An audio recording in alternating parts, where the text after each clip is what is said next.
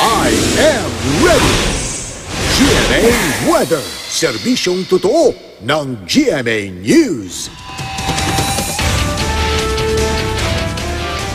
Kahit maalinsangan ang panahon, maging I am ready pa rin po sa pag-ulan bukas. Ayon sa Pag-asa, tail end ng cold front ang nagpapaulan ngayon sa Northern Luzon. Easterlies o mainit na hangin mula silangan pa rin ang umiiral sa natitirang bahagi ng bansa. Sa datos ng Metro Weather, buong araw na uulanin ng Northern Luzon at Aurora bukas. Maging I am ready sa hanggang malakas na ulan sa Cordillera Region. Mababa naman ang tsansang umulan sa ibang bahagi ng Luzon kasama ang Metro Manila. Asahan din ang malinsangang panahon dahil posibleng umabot sa 37 degrees ang init factor. Maghapon namang may mahinang ulan sa Leyte, Samar at Negros provinces, pati po sa Panay Island.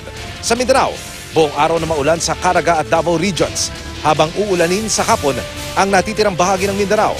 Dahil naman sa mataas na alon, delikadong pumalaot ang maliliit na sasakyang pandagat sa mga dagat sakop ng Batanes, Babuyan Group of Islands at Hilagang Baybayin ng Ilocos Norte. Yan ang latest mula sa GMA Weather. Magplano para sigurado, I am ready. Serbisyong totoo ng GMA News.